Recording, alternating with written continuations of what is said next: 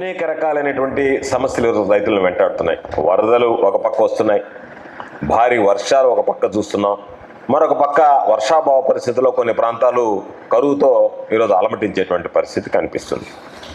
వీటికి సంబంధించి ఏదైతే ఉపశమనం కలిగించడానికి అనేక రకాలైనటువంటి మార్గాలు ఏదైతే ఉన్నాయో గత ప్రభుత్వంలో వైఎస్ఆర్ కాంగ్రెస్ పార్టీ ప్రభుత్వంలో జగన్మోహన్ రెడ్డి గారు సమర్థవంతంగా ప్రవేశపెట్టాడు. పెట్టుబడి సహాయం కావచ్చు, ఆ రోజు దాన్ని వైఎస్ఆర్ రైతు భరోసా అన్నాం. చంద్రబాబు నాయుడు గారు మాత్రం అన్నదాత సుఖీభవ అని చెప్పి పేరు పెట్టాడు.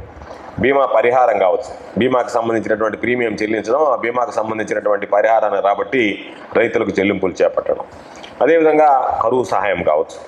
ఇవి ఏవి కూడా ఈరోజు ఈ ప్రభుత్వంలో అందించాలనేటువంటి ఆలోచన కానీ, అందించాలనేటువంటి తాపత్రయం కానీ ఎక్కడ రైతులను పట్టించుకోవాలనేటువంటిది కనిపించడం లేదు. దీనికి ఈరోజు పరాకాష్ఠ ఏమిటి అంటే, వైఎస్ఆర్ జిల్లాకు సంబంధించి నిన్న నాగేంద్ర వాణి అనేటువంటి రైతు దంపతులు కన్న బిడ్డలతో సహా ఆత్మహత్య చేసుకోవడం అనేటువంటిది ప్రతి ఒక్కరిని కూడా కలిచివేసింది. ఈరోజు ఒకసారి చూస్తే ఇప్పటి వరకు కూటమి ప్రభుత్వం అధికార గణాంకాలు 95 మంది అన్నదాతలు ఆత్మహత్య చేసుకున్నారు అని చెప్పి ప్రకటించడం జరిగింది. ఈ దాదాపుగా వచ్చినటువంటి ఈ 6 నెలల 7 నెలల కాలంలో దాదాపుగా. అయితే ఈ రోజునటువంటి లెక్కల ప్రకారం దాదాపుగా అనధికారికంగా చూస్తే 95 అధికారికంగా ప్రకటించిన ఈరోజు 150 పైచిలుకు ఈరోజు వాటికి సంబంధించి ఆత్మహత్యలు జరిగాయనేటువంటిది క్షేత్రస్థాయిలో వెల్లడైనటువంటి విషయం.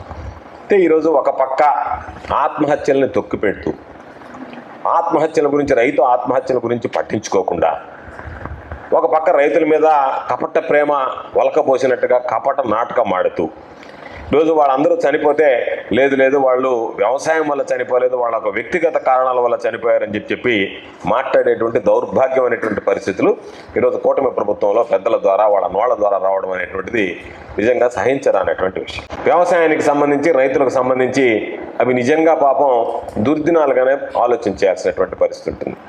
వాళ్ళకి దురవస్థ, పడరానటువంటి పాటలు, అనేక రకాలైనటువంటి ఇబ్బందులు రైతాంగానికి ఈరోజు చంద్రబాబు నాయుడు ఏ రోజు ముఖ్యమంత్రిగా ఉన్నా సరే అటువంటి పరిస్థితులు దాపురిస్తాయనేటువంటిది ప్రతి ఒక్కరికి తెలిసినటువంటి విషయం. అందుకే చంద్రబాబు నాయుడు నోటుకుండా సాక్షాత్తు ముఖ్యమంత్రిగా ఉన్నప్పుడే వ్యవసాయం దండగా అని ఆయన సెలవు ఇవ్వడం జరిగింది. గతంలో వ్యవసాయాన్ని నిర్లక్ష్యం చేస్తూ వాళ్ళు